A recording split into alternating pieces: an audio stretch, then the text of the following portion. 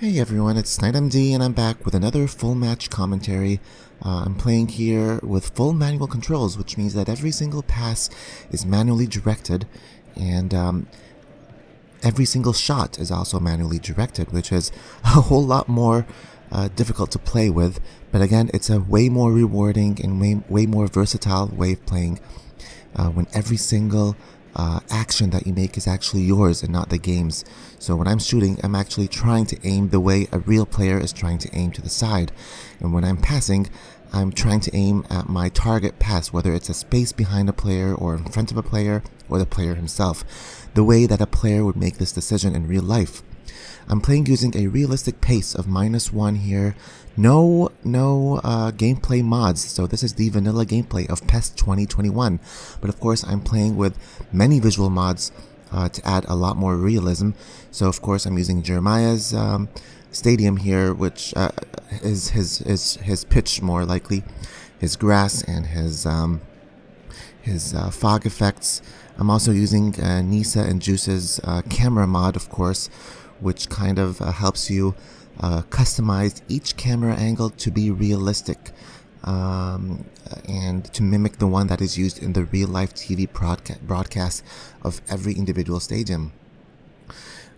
So combining all these mods together pretty much creates the most realistic version of PES. And over here we have kind of a play that would have been a penalty any other place in the game, but of course, because it's in the box, PES has this kind of anti-penalty code when it comes to soft tackles in the box. But anyway, West Ham here are actually playing on Legend. Legend is extremely difficult in PES. Here we have a lovely long manual pass by Matip that does not interrupt Mane's run, so he's able to continue running, crossing to Jota, and a beautiful goal for the away team, my team here, Liverpool.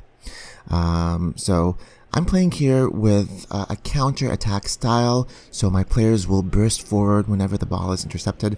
I'm playing with attacking on the sides, which is why Mane moved on the sides, and I'm playing with the long pass ball tactic, which also is amazing, which I've been gravitating towards this style of play more recently. Instead of using short passes against teams like Manchester City, now I'm using kind of a long pass against teams that will press, like West Ham. West Ham is actually quite difficult on Legend, and in this season they're pretty much in the top 4 or 5 in my PES season, not just in real life. Now I'm 1 ahead against Legend, and when that happens, they tend to kind of rubber band. Beautiful pass to Salah here, trying to lob it, but I miss it by a hair. Again, this is a manual pass, so it's very rewarding when you get your aim perfectly right. I find Salah on his run, but it's just the aim is not as accurate because I'm using manual controls when I'm aiming. So when you're doing a chips shot, it's actually a whole lot more skill because you're adding more button combinations and you're trying to balance that with the direction of the manual aim. So, like in real life, it's as difficult as it is in real life. So here, West Ham attacking from the side. The most important thing is to try to block their passes, block their crosses. Here I have Henderson running.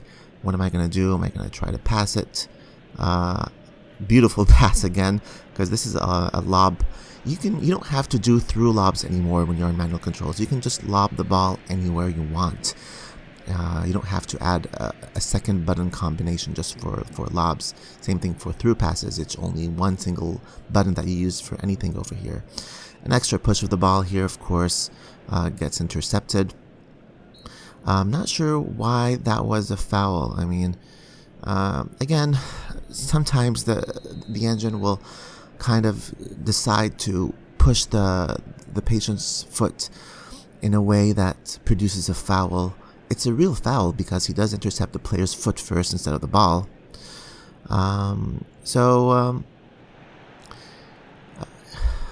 Here, West Ham is attacking. I'm anticipating a goal because they are quick to equalize. And yep, that's the goal. That's where they equalize. So here's the thing: when you're playing on Legend, they will score from like half chances when they're behind. So here, there's really nothing I could have done here. It's a very delicate pass behind my defense. He finds a small gap and scores through it. So now we're ahead to the 22nd minute of the first half. I'm playing with 20-minute halves, so this duration gives you opportunity to kind of equalize, find your plays. You don't have to play in a rush to attack. It's a way more realistic pace. You have more time to create chances, especially on full manual controls, because you need more time on full manual controls to kind of find your shots and passes. Here's an opportunity for Salah. He scores. Now, this is beautiful because just like in real life, when you give your players more room to calculate their ball trajectory on full manual controls, that's exactly what they're going to do. So that's what I'm doing. I'm kind of modifying my direction facing the goal. Yep, got it just right. So here I was pressing the defender. He got blocked both ways, had to get rid of the ball. Oh, it went to Salah. He scored. So again, just shows you the importance of pressing, and I'm using a frontline pressure with Gegenpress, or not sure how it's pronounced in German, but that's what I'm using here. So that's why I was able to press players from both sides, and led to him making the mistake of passing back to Salah. So now I'm ahead again, which means that I kind of need to anticipate that West Ham will be coming back strong to try to equalize. So it's important just to be patient, wait for them to bring the ball to you. Don't press them. Again, a big mistake from Robbo. You're supposed to really move behind, make your space, get rid of the ball, instead of try to rush forward. I like arranging my defenders in a mixed configuration when receiving a corner, and if it's close enough to the keeper, I'm going to bring the keeper out, which is also a very important tool. I'm using a long pass build-up, so what I'm going to do here is look out for a Trent running on the other side. I couldn't make it fast enough, so is this going to be when they equalize? No, they actually took an extra step forward, so I was able to get Alisson up there, which you're going to have to do anyway. So again, here I'm waiting for my long passing options. Probably looking for Trent on the other side. Virgil finds him beautifully with a long manual pass. A bit too long, misses him. But that's the thing with long build-up manual passes, or the long build-up tactic. Your players around you, far away from you, will make runs into space, and you just need to look out for them on the radar, which is why I really have to use the radar, especially with this limited camera angle. Here, another really good shot for manual controls. So when you're playing on Legend, I found that my corner tactic, it still works, but it just has a kind of a more realistic chance of scoring compared to when I'm using it against Superstar. Against Superstar, my corner tactic works almost 50% of the time. Now it's more of a 20-30% of the time where I'll get a clean header on the corner. So again, I'm just taking control of a near defender so I can move him closer. The ball's far enough, so I'm not going to bring my keeper up. If my keeper went up now, this would have been a goal. Even with this soft shot. Again, Alisson really rushed into this pass. So yeah, Legend really does the fake real well. I wish I can learn how to do that as good as they do. Needs a lot of practice, but it looks like a very useful skill because they use it all the time. So I'm using always the L1 pass when I'm in the final third, just to make my players rush forward after passing, rush into space. Something that's very useful when I'm playing on full manual controls. But you need to remember that I'm ahead of 1 goal against Legend, so they're gonna score from half chances. It's important to, when you're clearing the ball, clear to a player and not just forward, because you could be just giving it back to them, which is what I did right here. So again, that's going to be a goal here, and the reason is Trent was pressing forward and not tracking back, and there's really nothing I could have done about this. Like, Trent is already behind here, and there's a space in front of him. This is a real life mistake, and it happened in real life several times. So when you're heading against Legend, it's important to set your player style to defense. Again, a beautiful pass to Robbo here. And I think now that I conceded a goal, I set my play style to neutral, so Trent wasn't there on the right side.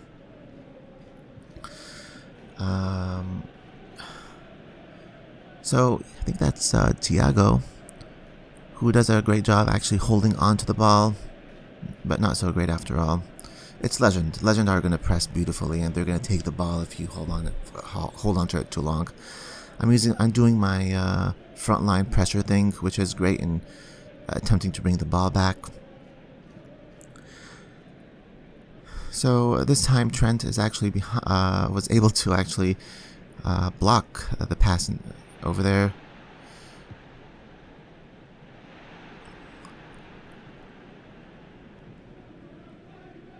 So finally, halftime, 2-2, 4 goals, first half. Actually, I did a good job holding back West Ham on Legend. I think one of the goals could have been preventable using a more neutral tactic when I'm ahead. I just keep forgetting to adjust my team mentality to neutral after going ahead. So the animations, of course, aren't perfect. It's important here just to try to block again the AI from making passing options. Instead of going to attack the AI, just anticipate their passing options and block those.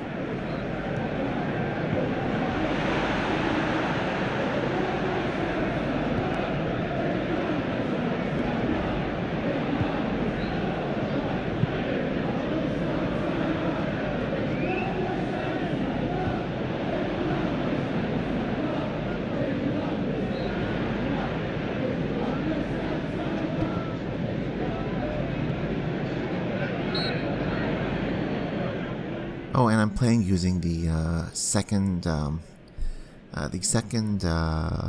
of 2022's ball, which was custom made by a kind of newcomer modder on EvoWeb, who took over Hawk's work with the balls, who's been doing balls for PES2021 over the past 2 years. Unfortunately, Hawk has been is no longer providing balls for PES2021 because, unfortunately, his computer was stolen, was actually stolen, which I kind of know what that feels like. I have had my entire apartment robbed, and we kind of offered donations to him, but he really feels like he doesn't want any at all, and he's just taking a sabbatical. What the hell? Oh, that was me. Yeah, great. So that was my third goal. Moving ahead here. So, a lovely pass from Mane to Robbo, who's using his pinpoint passing, which is always worth taking. When you have a player with pinpoint passing, it's always worth taking a cross.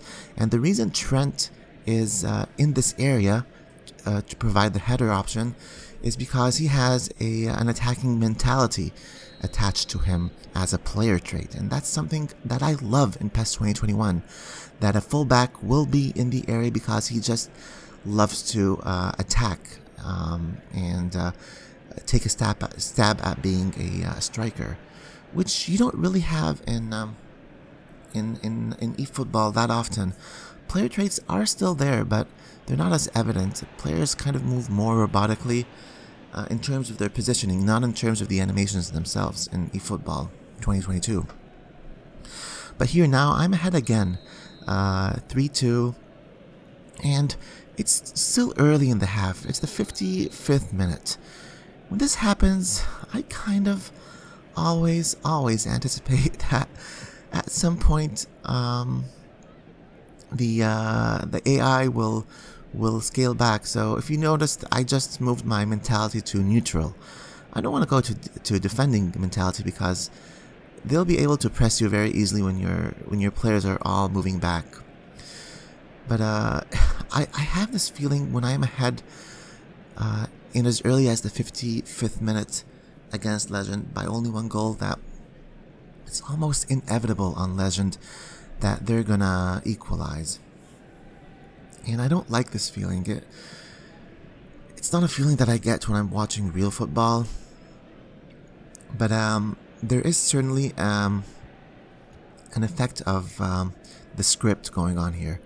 So around the 60th minute, that's when I'm gonna change my I'll make my changes. So the first change is usually I'm going to replace my most tired midfielder. These three players kind of do a lot of work, especially with the Gengen press. So I'm on neutral, so I don't have many attacking options when I get the ball back.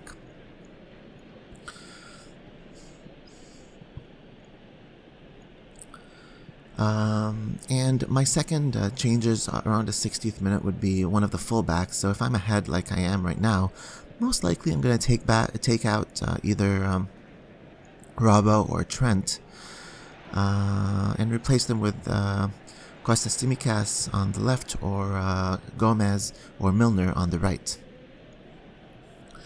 Just because these two fullbacks kind of become the most tired by the end of the game.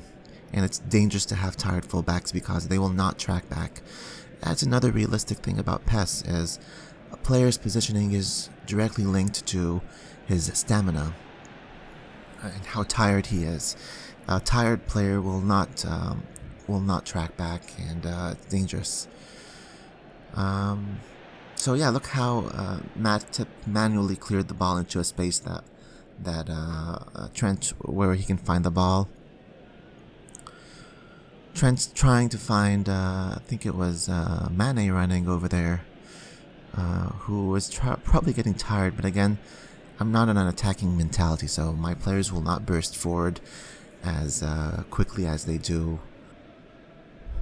So I'm kind of feeling that I'm losing the midfield battle now, which kind of makes sense. I only have 3 players in the middle. They're all getting tired. I'm in a neutral position. This could have easily been a goal on Legend, affording that much space. But again, it was a first time shot coming from the right side. It's a lot more difficult to shoot that, to aim that on target, even for a Legend AI. Again, that's something that's realistic in PES, is that difficult shots are difficult, and not all shots are equal. It's important to realize that also on manual controls. It's important to create an easy shot for your strikers to take on target. And I feel like in FIFA, difficult shots are just a lot easier because it doesn't matter where the ball is coming from and the direction that you're shooting at.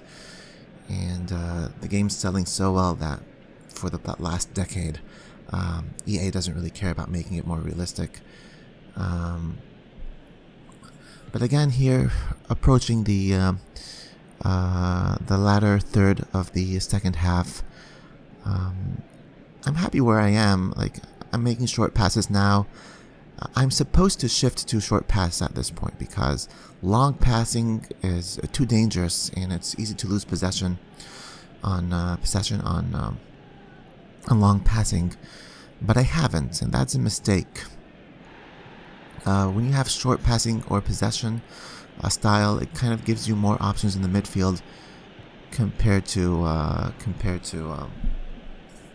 long passing on counter attack, which I still am on. That was a very easy shot, of course, for the AI. They missed it. They're getting closer. Last 10 minutes of the match, and again, I have this feeling that they will equalize. A nice manual lob to Trent. Another pinpoint cross, but it's too weak. I thought Mane would take a scissor kick, but it was too high, so he just headed it weakly.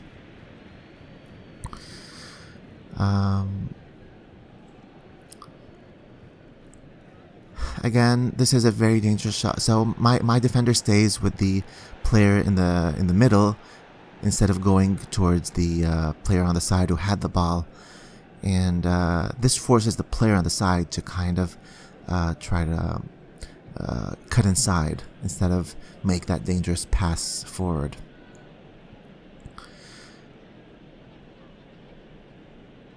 So look at how lovely Salah controls the ball, coming at with a powerful force at him, but he still loses it. Yeah, another beautiful pass here. My players get back and try to block it. So another scuffed shot by the AI, and this looks like a realistic scuffed shot. Again, the ball's coming towards. It's a first timer. First timers are challenging, even with legend, and it feels like in real life a player can scuff that shot. And again, that's what I love about PES. And if the scripting was in play here, then this would have been a goal. And I'm not the strongest believer in scripting. Even though I've mentioned it several times. I know that maybe on Master League there's more role for scripting, but on the offline leagues, scripting is less in play, in my opinion. And I feel like if it exists, it just makes players more careless on the defensive side in the last 10 minutes of a match because they're too tired. Which makes sense, and it works both ways. Like over here, I feel like crosses are landing more readily on strikers' heads, but they're not capitalizing. So now it's the 88th minute. Like, all I need to do now is just maintain possession, which I'm trying to do, but I'm failing miserably. I was lucky that was an offside. Which I'm playing with a high defensive line.